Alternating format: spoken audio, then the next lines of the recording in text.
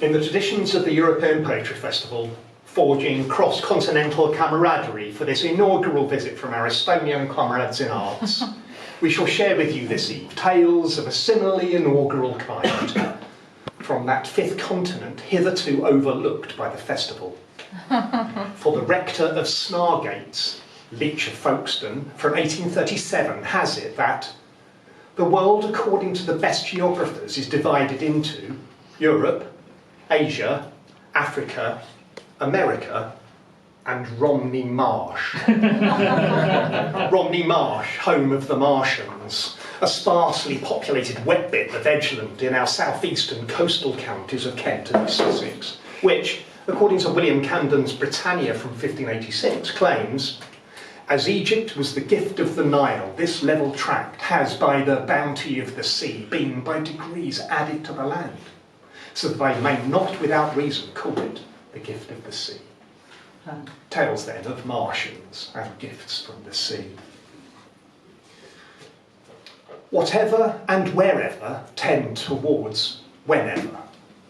They say what they see about where they're from, of, in, or on, and we see what they say.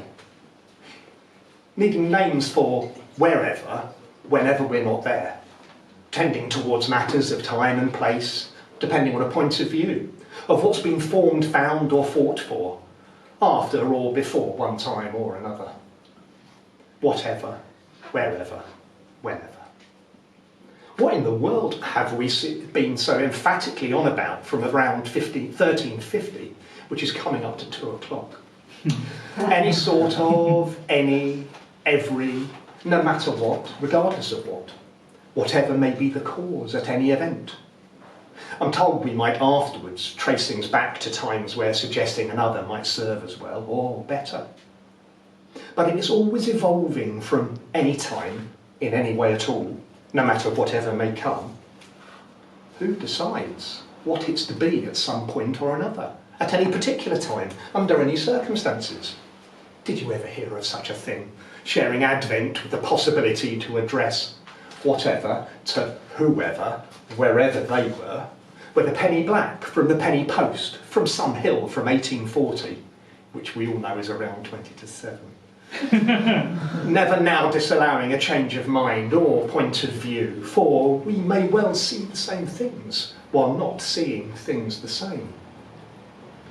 It's all been ever evolving from at any time at all, in any way, to at any particular time, at some time or another, under any circumstances. I thought we were getting somewhere, whatever. Sorry, what did you say? Well, seeing as we seem to be regarding a vital life force of eternity, I'll give you what for. You know what? Perhaps then, rather than remonstrating with a what ho, I'll instead tell you what. Indeed, surely, truly, no matter what you think you see, we're no less than understanding the very origins, natures, and qualities of things. For how much speaks to the visible world, beckoning bird and beast from barren land gifted by the sea? How much more to the song summoned creator being dreamings of those that lived there, worked there, died there? Much, much more from the melodic contours of the spacious wide waterlands of the apple tree homesteads and barrowlands of their ancestral kin, than from those who visit, invade, conquer. Path then of a kind named to honour more the Romanian coined call of our owling lookouts, than the metalled Roman claw of a differing desire twixt conquerors' redoubts. Like minstrels here, for the cornflower lovers of the quartering bogs and mires, let us now sing up our ruckus, sing our revolution, sing as Caliph wades his way to summon structures from stone to join us, scorching our splints to charm the children.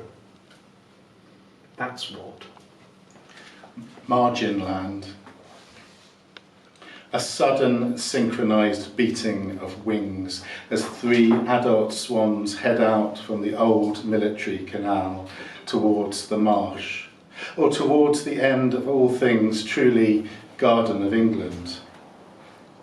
Close by, wildlife comes into its own.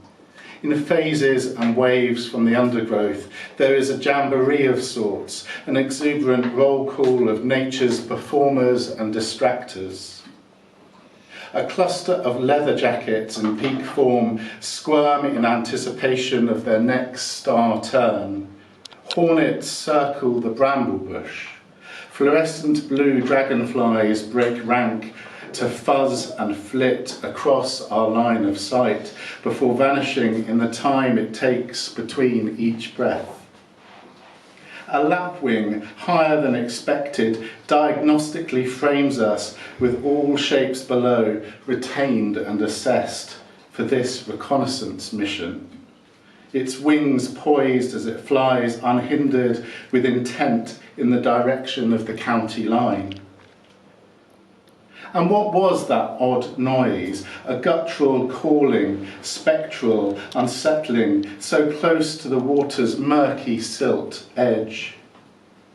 An expert would know what it was, yet we, the indoctrinated, are guessing its location with trepidation, augmenting its size for maximum effect.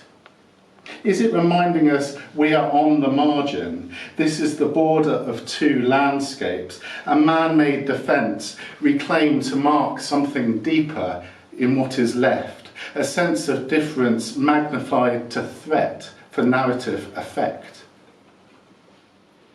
Before the canal was even imagined, this was where Vikings wintered and a rabble of French soldiers ransacked on a raid assented to in the 100 Years' War. Now step into a grimy kit-built pillbox from 1940 where an orange blanket and a can gives away its last occupant, their cover long since blown. This is near to where the river Rother recoiled, only to find itself further south at Rye, and with it went the hubbub, trade, nightly patrols. The old military canal mirrors all our fears, distorts them, gets caught up in the past, and new lines are drawn only to be transgressed. There are the rolling hills on the one side, the start of the marsh sighted on the other, where the sky becomes a dark grey and lowers and the land envelops, accepts you in that moment only as a part of it. Thank you.